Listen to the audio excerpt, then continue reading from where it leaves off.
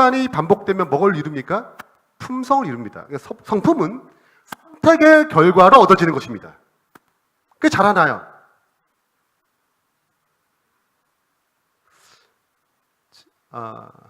이게 순종하는 삶을 살게 될 때 이것을 성경의 의라고 합니다.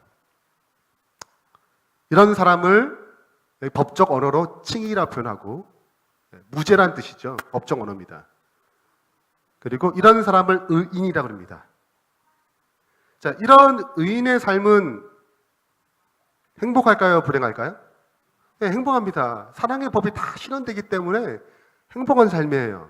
이것을 하나님께 영광 돌리는 삶이라고 합니다. 이렇게 행복한 사람은 오래 살아야 돼요? 빨리 돌아가셔야 돼요? 네, 오래 사셔야 돼요. 이것이 영생의 선물입니다. 영생은 하나님의 선물이에요. 이런 사람에게 주어진 선물입니다. 아담과 하와가 이런 행복을 맞아 잃어버리자 생명나무 실과를 먹지 못하게 하셨어요. 이유가 뭐예요? 죄인의 속성을 가지고 영생하는 것은 불행한 삶을 영속하는 것이기 때문에 내보내시는 것이 하나님의 사랑이에요. 그것이 하나님의 뜻인 것입니다. 그러나 우리 인류는 뭘 선택했습니까? 네, 불순종을 선택했습니다. 이것을 죄라고 합니다. 불순종이라는 말은 율법을 어긴 거지만 율법의 정신 자체가 사랑의 관계예요. 그러니까 관계적인 문제가 생기면 이걸 죄입니다. 그 사랑은 행동만 표현하지 않아요. 어디까지 다릅니까? 사랑이라는 것이 내 마음과 목숨을 다 아는 것이기 때문에 마음까지 다루는 법입니다.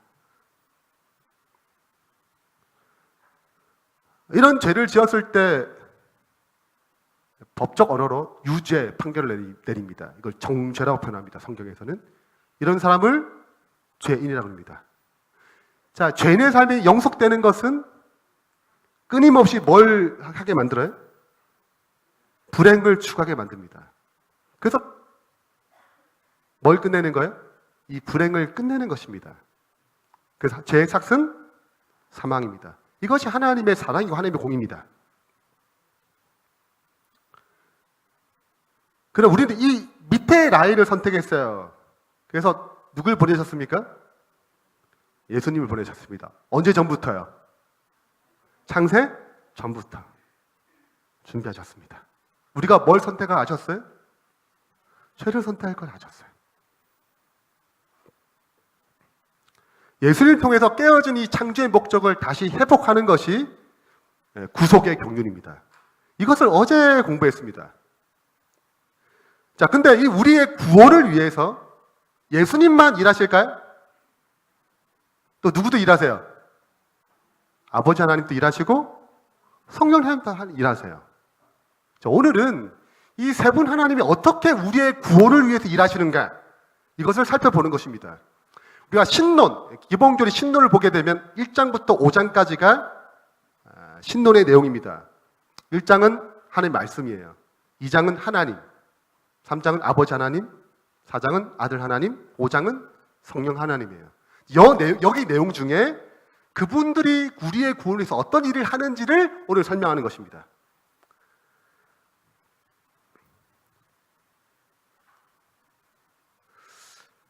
질문 하나 하겠습니다. 세 분 하나님, 우리 아버지 하나님, 아들 하나님, 성령 하나님 얘기하지만 이 하나님의 원래 본질적 이름이 있습니다. 그 이름이 무엇일까요? 다 아시죠? 여호와입니다.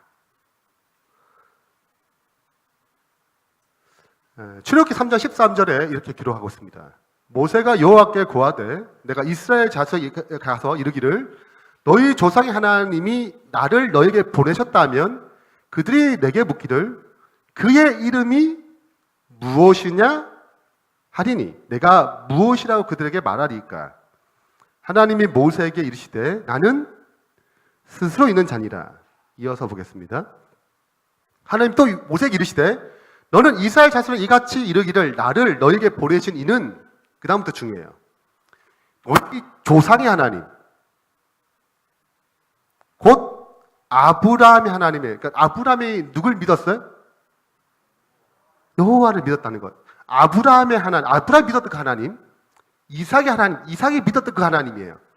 야곱의 하나님, 야곱이 믿었던 그 하나님 누구예요? 여호와입니다. 그러니까 아브라함, 이삭, 야곱이 믿었던 그분은 여호와예요. 나의 영원한 이름이고 대대에 기억할 나의 표입니다. 그래서 삼위 하나님의 이름의 본질적 이름은 여호와입니다.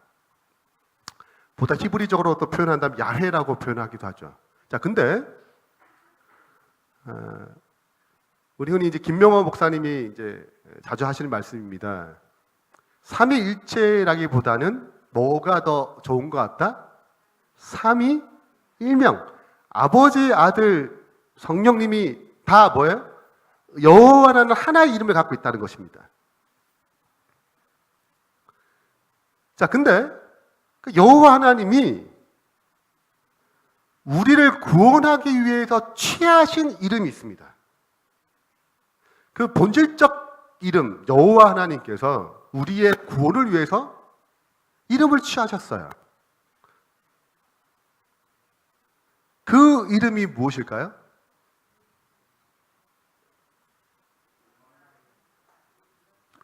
그렇죠.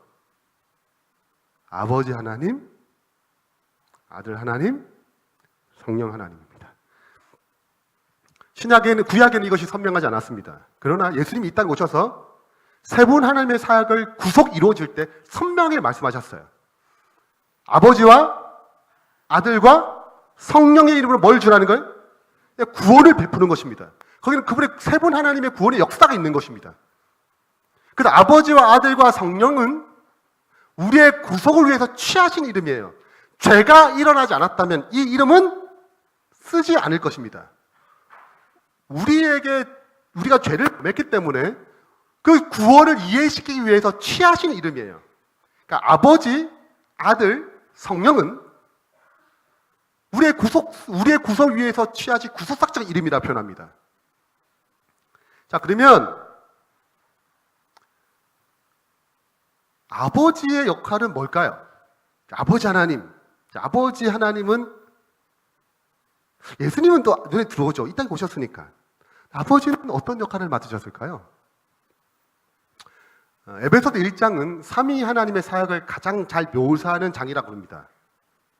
에베소서 1장을 좀 보겠습니다. 1장 3절에 보시면 한번 다 읽어보겠습니다. 찬송하리로다. 시작. 찬송하리로다. 하나님 곧 우리 주 예수 그리스도의 아버지께서 그리스도 안에서 하늘에 속한 모든 신령한 복으로 우리에게 복 주시되. 이거 보니까 아버지께서 그리스도의 아버지예요. 그리스도는 아들이 되겠죠. 그리스도의 아버지께서 하늘에 속한 모든 신령한 복으로 우리에게 뭐 주신다고요? 복을 주시는 분이에요. 야고보서 1장 17절도 똑같이 말씀하고 있습니다. 각양 좋은 은사와 온전한 선물이 누구로부터 내려와요? 빛들의 아버지께로서 내려오나니 그는 변함도 없으시고 회전하는 그림자도 없으시니라. 아버지로부터 뭐가 내려옵니까? 모든 좋은 것들이 내려옵니다. 그래서 우리 이 아버지의 사역을 근원이라고 합니다. 근원적 사역이라고 합니다. 자, 아들을 주셨어요. 누가 주셨어요? 하나님이 세상을 이처럼 사랑하사 독생자를 주셨어요. 누가 주셨어요? 아버지 하나님이 주셨습니다. 성령 하나님은 누가 주셨을까요? 내가 아버지께 뭐 하겠으니? 구하겠으니. 모든 온전한 선물, 신령한 선물은 다 누구로 내려옵니까? 아버지 하나님부터 내려옵니다. 아버지는 근원적 사역이에요. 그 왜 아버지라고 그랬을까요? 네. 실은 고대 그 시대의 아버지의 역할은 모든 것의 물주예요. 만약에 어머니가 그 당시에 물주였다면 뭐로 불렀을까요? 어머니로 불렀어요. 근데 그 당시 때의 문화는 아버지가 모든 걸 갖고 있습니다. 모든 책임과 모든 걸 갖고 있어요. 그래서 아버지라는 표현을 누굴 이해하기에, 아버지의 사역을 이해하기에 적합한 표현이었습니다. 그래서 아버지의 이름을 취하신 거예요. 그분의 이름도 성육신 하신 것입니다. 자, 이제 아들입니다. 아들. 아들 하나님의 사역은 뭘까요?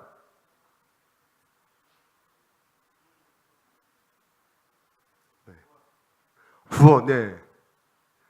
자, 에베소 1장 3절부터 5절에 보시면 이게 쭉 나오는데요. 자세히 보시면 굉장히 흥미롭습니다. 찬송하리로다 하나님 곧 우리 주 예수 그리스도 아버지께서, 자, 아버지가 나왔어요. 누구 안에서요? 그리스도 안에서 하늘에 속한 모든 신령한 복으로 우리에게 복 주세요. 자, 복을 주는데 그냥 못 줘요. 바로 이게 못 줘. 누구를 통해서만 줘요? 그리스도를 통해서만 갑니다. 그러니까 아버지는 절대 혼자 할 수 없어요. 모든 신령한 선물은 아버지께부터 오지만 반드시 누구를 통해서 주어집니까? 그리스도를 통해서 주어집니다. 자, 그 다음 보세요. 곧 창세 전에 그리스도 안에서 우리를 뭐 했어요? 택하사. 우리로 사랑 안에서 그 앞에 거룩하고 흠없게 하시려고 그 기쁘신 뜻대로 우리를 예정하사 예수 그리스도로 말미암아 자기 아들들이 되게 하셨으니. 그러니까 아들이 되는 방식도 누굴 통해서 되는 거예요? 그리스도를 통해서 되는 것입니다. 그래서 그리스도의 사역을 우리는 중보라고 표현합니다. 뭐라고요? 중보의 사역입니다. 그래서 항상 이렇게 하나님과 천사 사이에 이렇게 등장하세요. 그러면 누굴까요? 그리스도십니다. 신의 산에서 오셨어요. 누구예요? 그리스도예요. 아브라함이 나타나셨어요. 소돔과 고모라 멸망할 때 누구세요? 예수 그리스도입니다. 그분이 무슨 사역을 맡으셨어요? 중보적 사역을 맡으셨습니다. 근데 이 땅에 하나님을 드러내신 분 누구세요? 예수 그리스도십니다. 이것이 그리스도의 사역이에요. 자, 근데 이렇게 아들이라 그러니까 뭐가 생깁니까? 오해가 생겨요. 그래서 누가 탄생했어요? 여호와 증인이 탄생했습니다. 하나님은 몇 분이 한 분이야. 예수님은 뭐 한 거지? 창조한 첫 번째 창조물이지라고 얘기합니다. 그 대표적인 성경절이 다음 성경절이에요. 자, 이걸 가지고 접근합니다. 그러나 그날과 그때, 그 재림의 때거든요. 마태복음 24장은 재림의 징조입니다. 아무도 몰라요. 천사도 모르고 누구도 몰라요. 아들도 모릅니다. 오직 누구만 아세요? 봐라! 오직 아버지만 아신다. 그리스도는 뭐다? 전능하지 않은 거다. 아버지보다 좀 열등하다. 그래서 첫 번째 피조물이 누구예요? 그리스도다. 자, 이렇게 접근하면 어떻게 얘기해야 돼요? 왜 모르죠? 예수님은? 재림이란 아셔야 되잖아요. 전지하신 분인데. 왜 모른다고 그랬어요?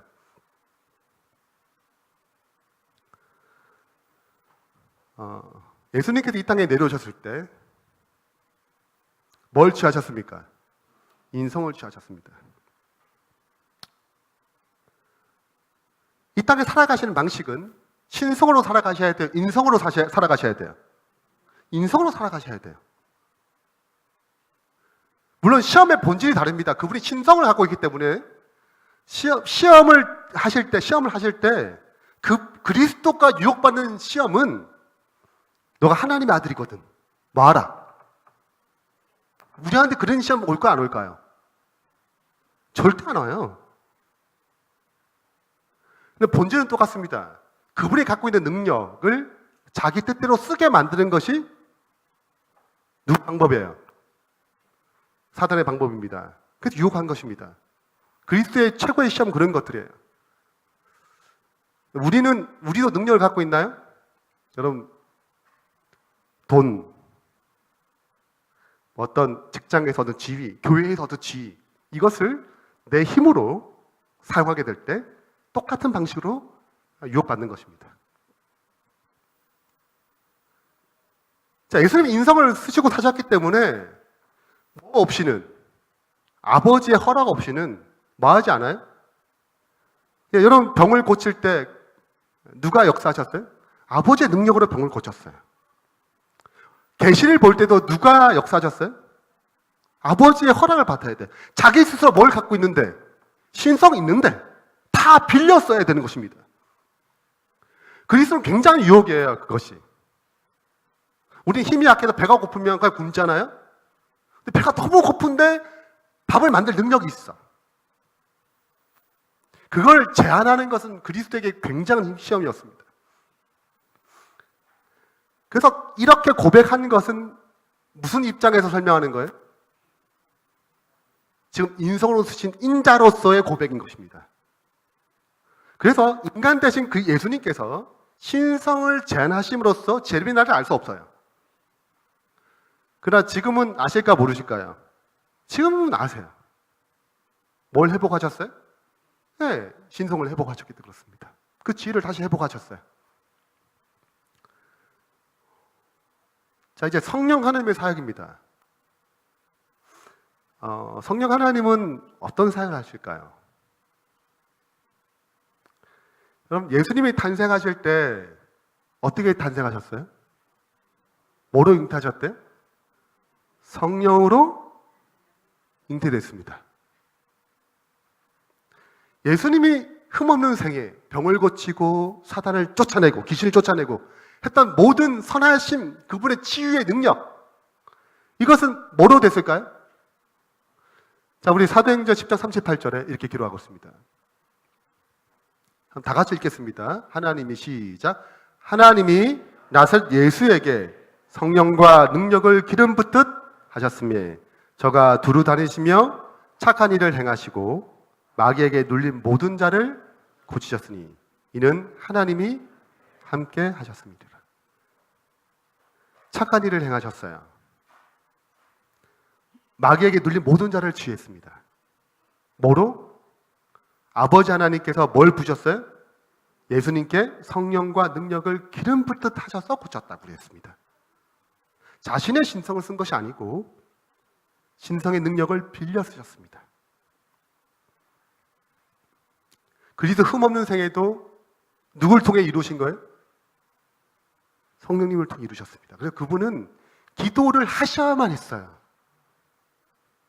기도하는 척으로 사는 것이 아니고 기도하셔야만 살 수 있었습니다. 오늘 뭘 받으셔야 돼요? 그분의 능력을 받으셔야 돼요. 우리는 어쩌면 기도 없이도 사는데 크게 문제 없을 수 있어요. 뭔가 문제가 있는 거예요. 예수 그리스도의 십자가는 어떻게 들여진 바 됐을까요? 히브리서 9장 14절입니다. 히브리서 9장 14절에는 십자가가 어떻게 준비되었는지 설명하고 있습니다.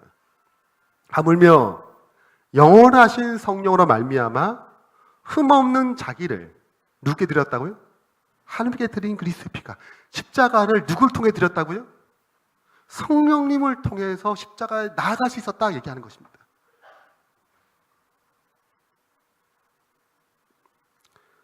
마지막 뭘 남았어요? 그분의 탄생, 그분의 흠없는 생애, 십자가, 부활입니다. 로마서 1장 4절입니다. 다 같이 읽겠습니다. 시작. 성결의 영으로는 죽은 자 가운데서 부활하여 능력으로 하나님의 아들이로 인정되셨으니 곧 우리 주 예수 그리스도시라. 뭐로? 성결의 영, 성령으로 죽은 자 가운데서 부활하셨어요. 그분의 신성은 죽지 않습니다. 그러나 누굴 통해서? 성령을 통해서 그의 인성을 같이 깨웠습니다. 부활하셨어요. 예수님의 탄생부터 부활까지 다 누가 역사하셨어요? 성령님이 역사하셨습니다. 예수님께서 제자들에게 승천하기 전에 마지막 만찬 때 또 설명하시죠. 요한복음 14장부터 16장까지 겟세마네에서 가는 여정 가운데 그분이 성령론을 설명합니다. 나는 가지만 너희에게 누굴 주겠다고요? 성령님을 주시겠대요. 여러분, 이게 뭘 의미하는 것 같아요? 성령님을 주시겠다. 그분의 탄생부터 시작해서 그분의 부활까지 전 생애를 누가 역사하셨어요? 그분을 이제 누구한테 주겠다는 거예요? 그럼 성령이 부어지면 무슨 일을 하시겠어요? 성령이 우리에게 부어지면 무슨 일을 하시겠어요?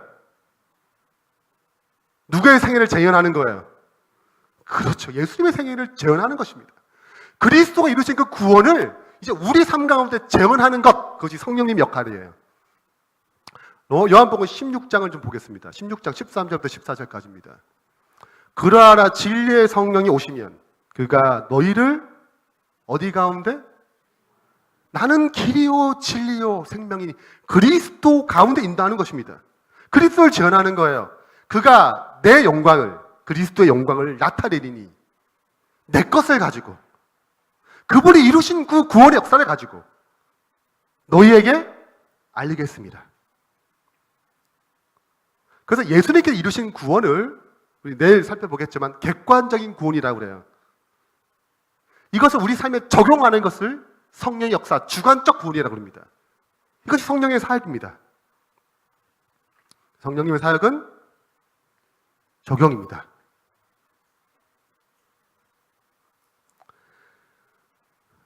기본교리 28의 페이지 41페이지에는 삼위 하나님의 이 사역을 이렇게 정리했습니다. 하나님의 내부에는 기능상에 뭘 존재한다고요?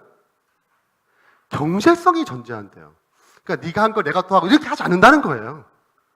하나님은 불필요하게 뭐해서 중복해서 일하지 않으신다. 질서는 하나님의 첫 번째 법칙이므로 하나님은 어떻게 활동하세요? 질서 있게 활동하세요.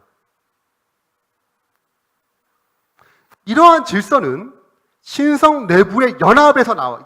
내부의 연합에서 나오며 그 연합을 보존합니다. 그러면서 내가 각자 사역을 맡는다고 해서 분리되는 것이 아니고 하나로 이어진다는 뜻입니다. 성부는 무슨 역할이에요? 근원으로. 성자는 중보자로. 성령은 실행자 혹은 적용자로 행동하신 것처럼 보인다. 이 세 분 하나님께서 우리의 구속을 위해서 행하시는 사역입니다.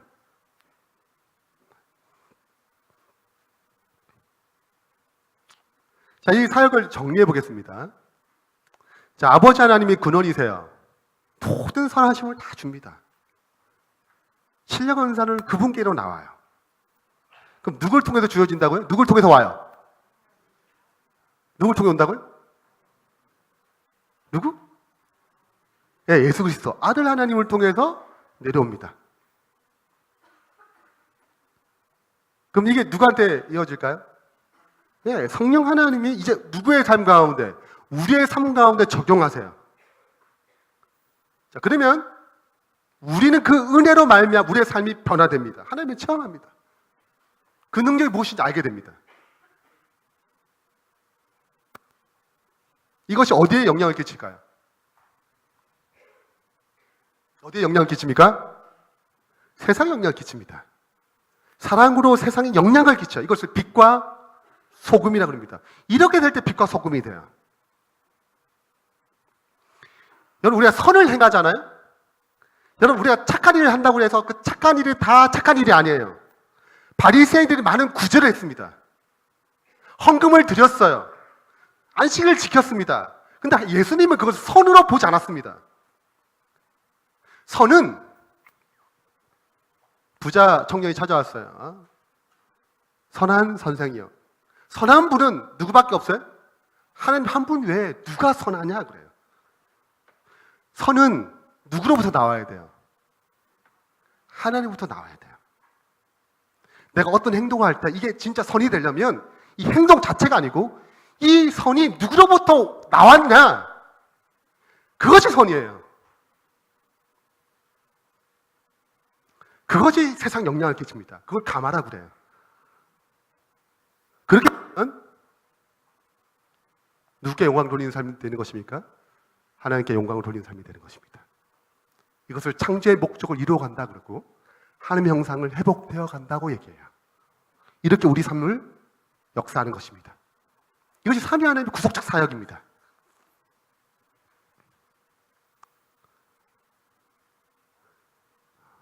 자, 하나의 예로 이제 기도 속에서 하나님께서 어떻게 역사하시는지 좀 살펴보겠습니다.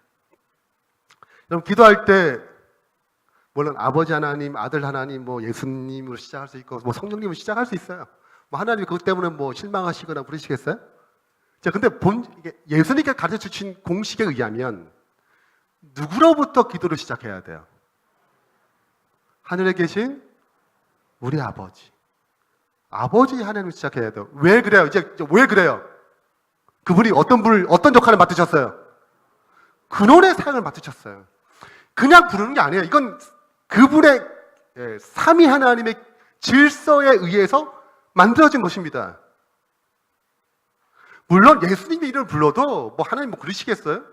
그러나 이것은 예수님이 가르쳐준 성서적 기반에 놓여진 것입니다. 아버지 하나님을 불러야 돼요. 자, 그러면 누구의 이름으로 기도를 맞춰야 돼요? 왜 예수님 이름을 맞춰야 되죠? 성령님의 이름을 맞추면 이렇게 하면 안 돼요? 왜 안 되죠? 그분이 무슨 역할을 맡으셨어요? 중보 역할을 맡으셨습니다. 아들 하나님 맞춰야 돼요. 지금 중보 역할을 맡으셨어요. 그분의 피의 공로로 우리의 기도가 거룩하게 올라갑니다. 그리스도 없이 우리의 기도가 능력이 없어요. 그리스도의 이름에 근거하여 우리의 행동이 의미가 있는 것입니다. 자, 그러면 성령 하나님은요? 아니, 아버지 하나님 시작하고 뭐로 맞춰요? 그럼 이제 누가 좀 섭섭할까요? 나도 뭐 하나 좀 넣어줘야지 좀. 그런 건가요? 성령 하나님 어디로 가셨을까요? 네. 유다서 1장 20절입니다. 다 같이 읽겠습니다. 사랑하는 자들아, 시작. 사랑하는 자들아, 너희는 너희의 지극히 거룩한 믿음 위에 자신을 세우며 뭐로 기도해요? 성령으로 기도하는 것입니다. 에베소서 6장 18절에 모든 기도와 간구를 하되 항상 성령 안에서 기도하고 이를 위하여 깨어 구하기를 항상 있으며 여러 성도를 위하여 구하라. 자, 그러면 성령 안에서 기도하는 게 뭘까요? 자, 아버지 이름으로 시작하고 예수님 이름을 맞춰요.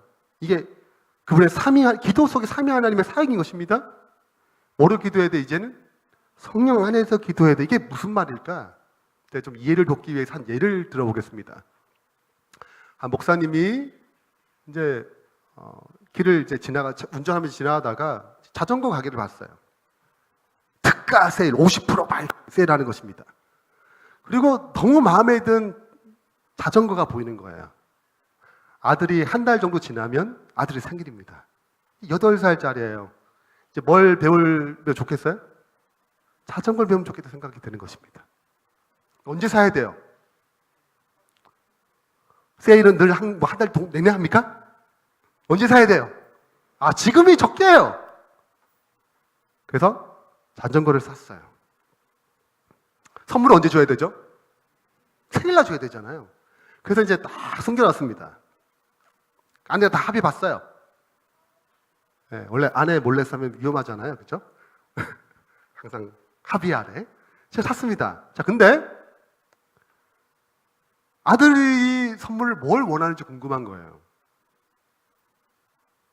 아들 물었습니다. 아들아, 너 생일날이 한 달 뒤면 있는데 뭐 갖고 싶어? 자, 아들의 대답. 게임기요, 게임기. 게임기 갖고 싶어.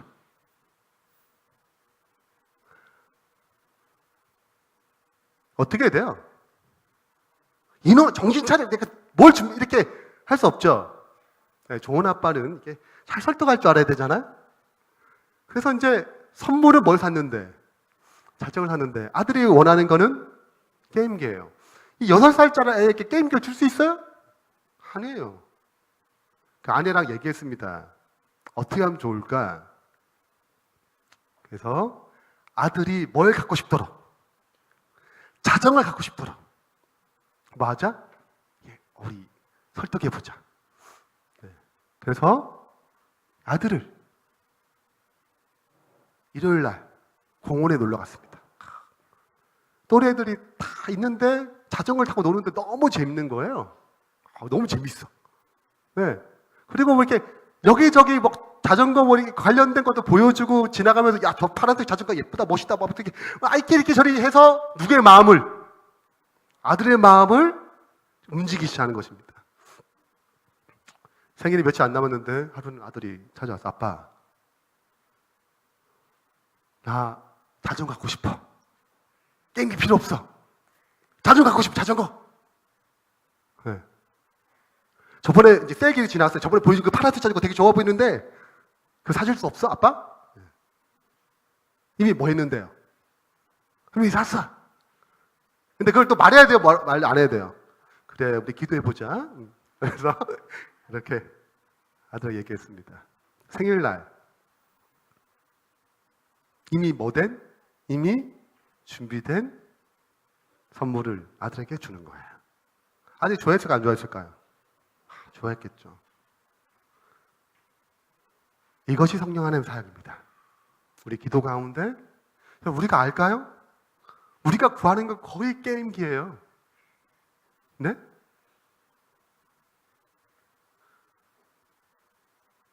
우리 게임기 아닌 것 같죠? 근데 우리가 많은 경우에 게임기를 구합니다. 누구의 뜻을 잘 몰라요? 하나님 뜻을 잘 모릅니다. 그래서 하나님의 뜻에 맞게 기도하도록 누가 역사하십니까? 성령님 역사하십니다. 기도 112페이지에 이렇게 기록하고 있어요. 장차 생애에서는 이 땅에서 우리를 괴롭게 하고 실망케 했던 신비들이 밝혀질 것이다. 이 땅에서 뭐 했던 거? 괴롭고 실망했던 것들이 어디서 밝혀져요? 장차 하늘에 가면 밝혀진대요.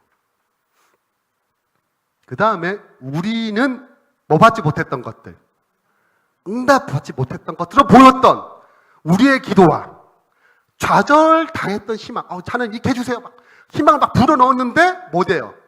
좌절했던 것들이 우리에게 뭐로 보여요?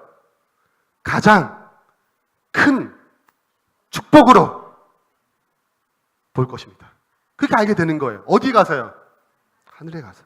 지금 잘 몰라요. 왜 저 사람이 일찍 죽는지, 왜 이렇게 괴로움을 당하는지 우리는 다 알 수 없습니다. 요셉이 왜 팔렸는지 우리는 그 결과를 봐서 알아요.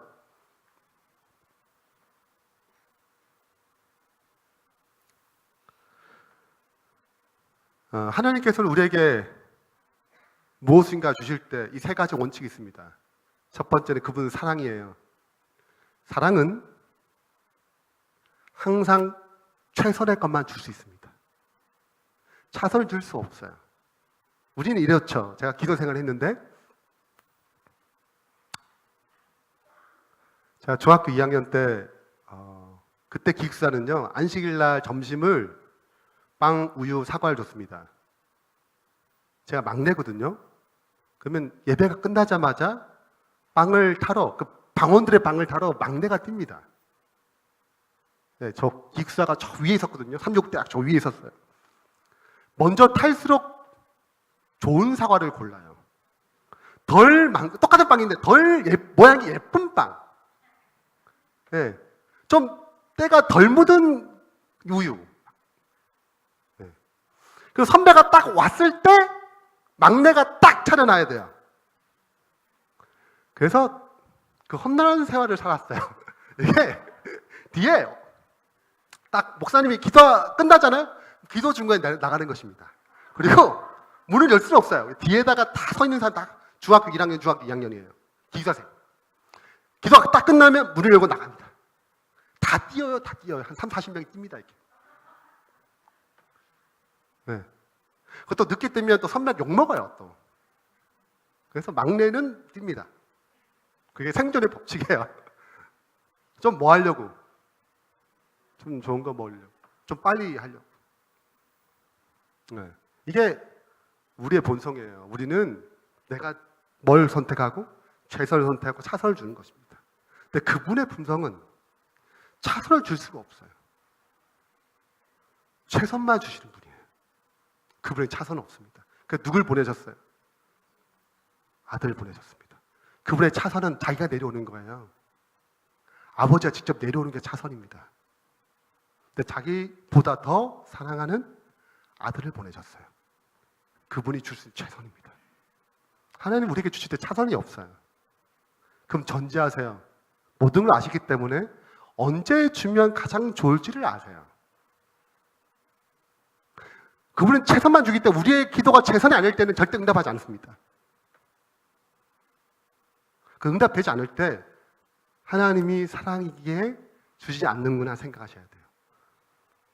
가장 좋은 때를 아세요. 그렇기 때문에 더디더라도 그분이 전지하시기 때문에 가장 좋은 때에 주시겠구나 하고 믿어야 됩니다. 그분이 전능하시기 때문에 어떤 기도도 가능합니다. 기도에 제한을 두면 안 돼요. 그분이 뭐 하시긴 분이기 때문에요. 전능하신 분이잖아요.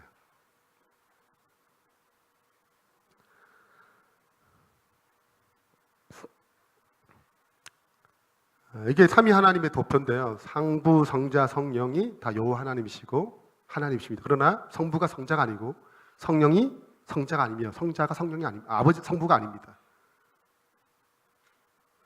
각자 사역을 맡으셨습니다. 우리의 구원을 위해서요. 아버지는 근원으로, 아들은 중보로, 성령님은 적용으로 맡으셨습니다. 그래서 우리가 이렇게 기도를 구할 때 성령 하나님이 아버지와 교통을 통해서 우리에게 뭘 계시할까? 아버지의 뜻을 계시합니다. 기도하다가 이런 기도가 갑자기 생각이 난다. 생각도 못해. 그거 누구의 역사예요? 성령께서 이끄시는 것입니다. 내가 기도를 하는데 이건 하면 안 되겠다 생각이 들면 그건 누가 막는 거예요? 성령이 막는 것입니다. 우리의 기도를 하세요. 우리가 영적으로 더 깨끗할수록 소통은 더 선명합니다. 그분의 음성은 더 잘 들려요. 우리가 순결하지 못할수록 그분은 음성은 희미합니다. 그분이 계신 흠이에요. 그러면 우리의 기도를 통해서 성령님은 올라갑니다. 그리고 성령 그리스도께서 받으셔서 누구께 상단해? 아버지께 상단합니다.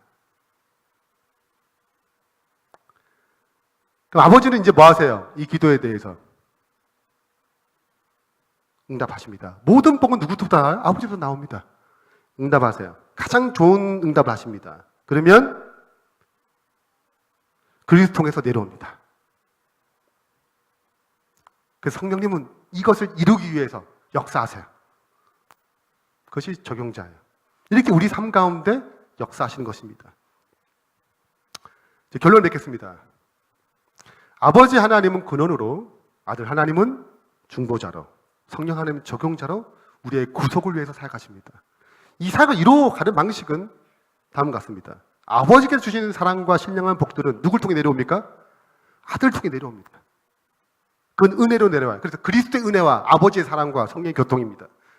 성령께서 그 사랑과 신령한 복들을 우리에게 적용시키십니다. 근데 우리는 거듭나고 성화되어 하나님께 영광 돌리는 삶을 사는 것입니다. 그 결과 죄로 잃어버렸던 창조의 목적이 다시금 회복되는 것입니다. 우리 삶 가운데 이러한 삼위 하나님의 신령한 역사가 온전히 이루어지는 신실하고 충성된 백성 되길 바라면서 말씀 마치겠습니다.